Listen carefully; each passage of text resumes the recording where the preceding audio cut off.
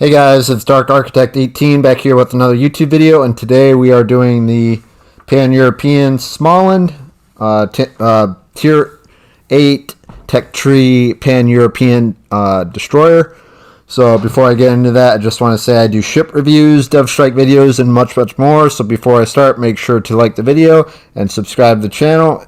If you like the content and want to support the channel, hit that notification bell to stay notified for all my future videos. And now it's time to get to it. So we're going to break down the stats, the commander, and we're going to break down essentially what I did with this battle with the Smaland. So first of all, we got the commander. So we got Stig Eriksson. So that's our main commander. Our inspirations are Space Fishy and Eric Bay. Our skills are Subsurface Venture, Look at Me Now, Back in Stock, Shelter, Arms, and Unstoppable. So we have a gunboat as well as a torpedo / detectability build for this Smaland. So our modifications are AA Guns Mod 2, Steering Gears Mod 2, Concealment System Mod 1, and Main Battery Mod 3 with the Epic Mod. So we're doing definitely reload, AA, and then obviously we're enhancing our torps as well.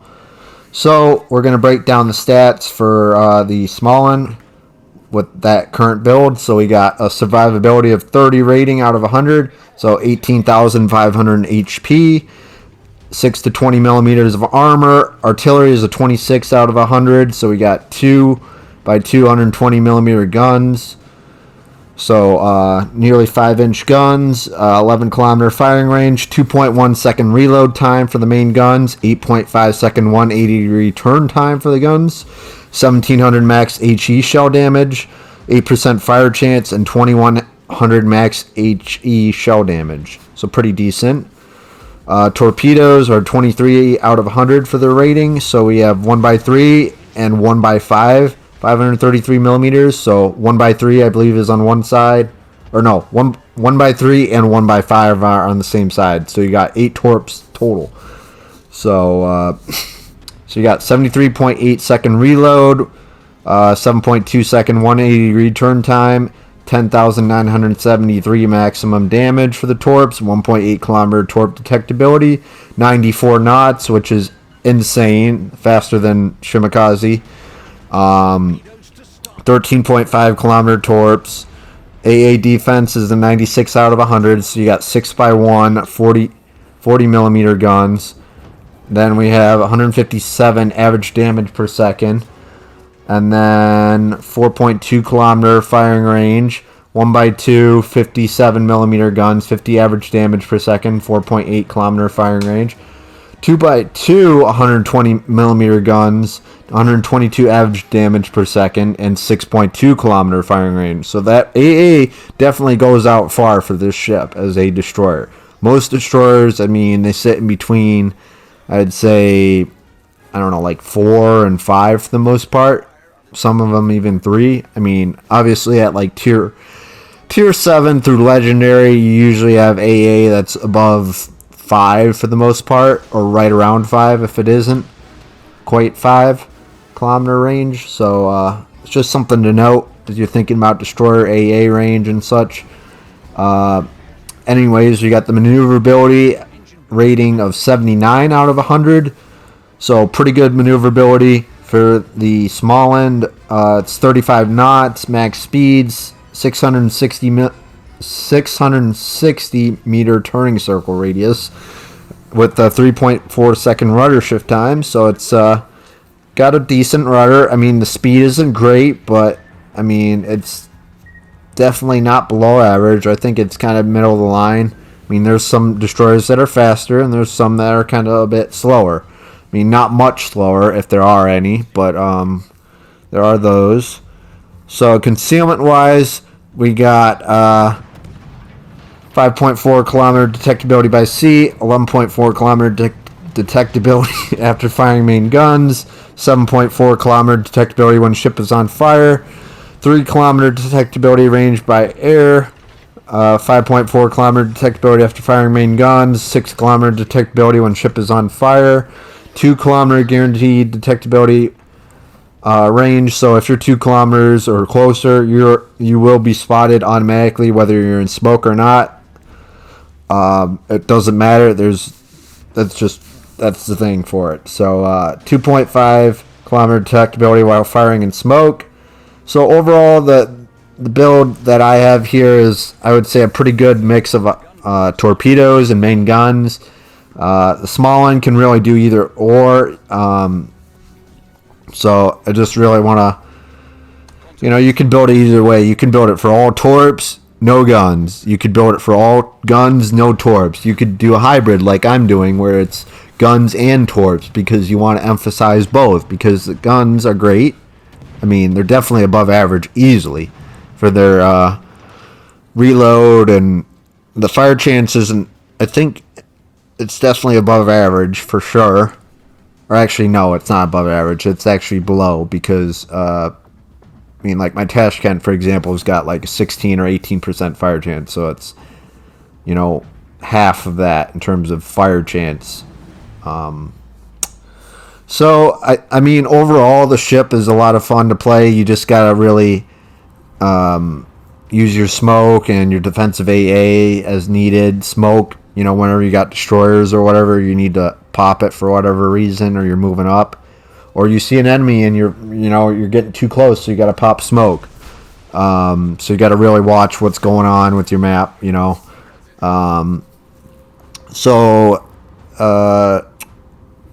just started at, what was it? The C cap. We got the A and B cap on the right side of the map, so the northeast side of the map. So we're going to make our way over there, try to send some torpedoes, and then we'll try to take out these other ships and provide some support for our allies on our team. So we are up like 50 points, essentially. So it's a pretty close game. It's a 6v6 currently. Overall, I think this ship is a lot of fun. I mean, it's sitting at 18,500 HP.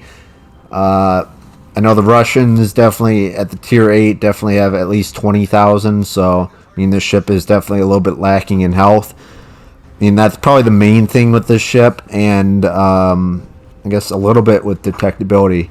But, I mean, I'm sitting at, I believe, what am I sitting at?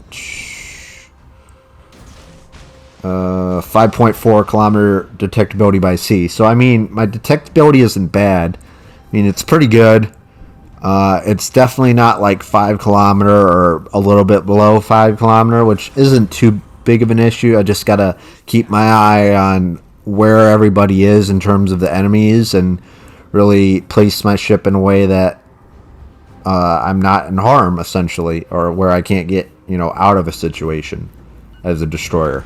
Because you will get focused, for sure, being a destroyer, 1, but 2, being a Smaland, because of its, fast firing guns and its torpedoes. It just has the whole thing going for it. I mean, except for the damage for the torps. The torp damage is sitting around 11,000. I mean, I've experimented with trying to increase that a little bit. I mean, you could increase it to maybe 11,000 or maybe pushing your way towards 12,000. But, I mean, that's not really a game changer. So if you're like, a torpedo or 2 hits a battleship, it's not really going to do much. Is that battleship's got that, torpedo damage reduction. So let's say your torps are 12,000 or 11,000 damage, let's say, and you're going up against a Yamato with 55% torpedo damage reduction. So you're sitting at like you're sitting at 45% of your potential instead of 55, because you're taking that 55 is taken away from your 11,000. So you're sitting at 5,500 or a little bit less. So I mean, you're gonna really understand that it's really good with torpedoes against destroyers or cruisers with lower torpedo damage reduction.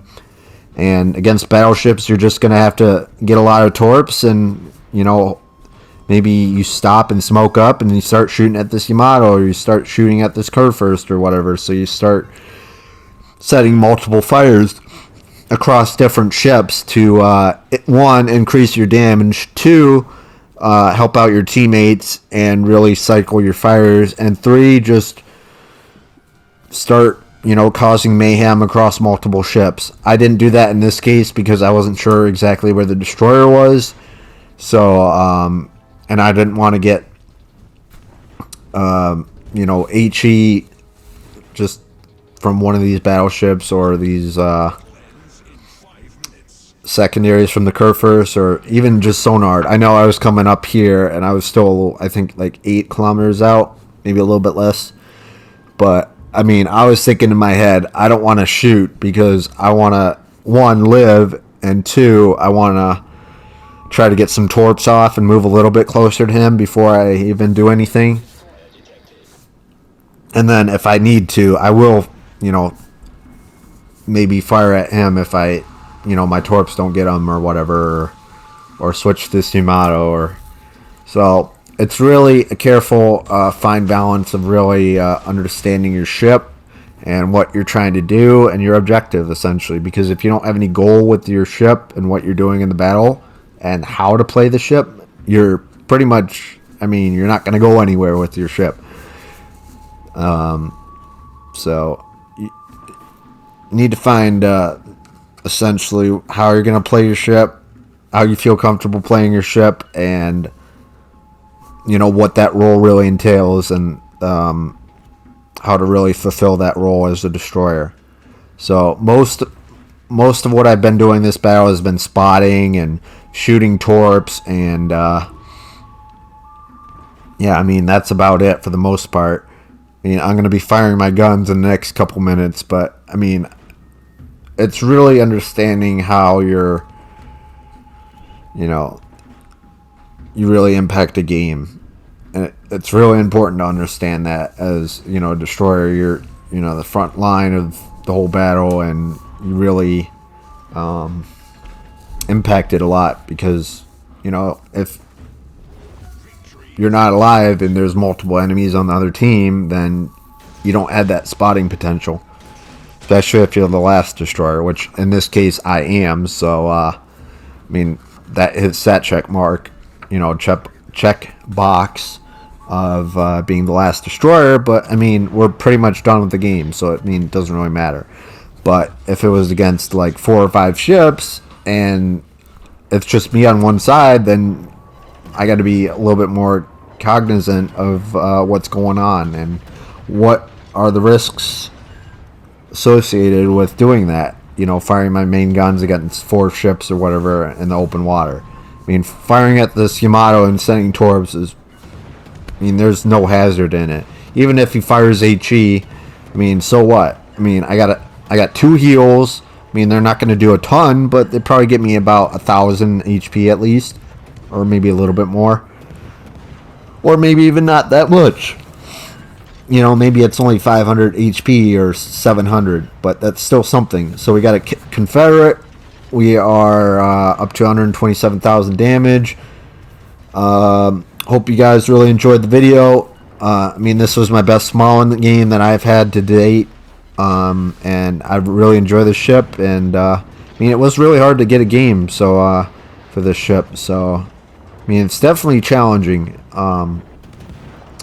So it's definitely not like your American or German or British destroyers. So yeah, if you like the video, make sure to like and subscribe to the channel. I really appreciate that, and hit that notification bell so you stay tuned in the next video. Really appreciate it. Really appreciate everyone's support.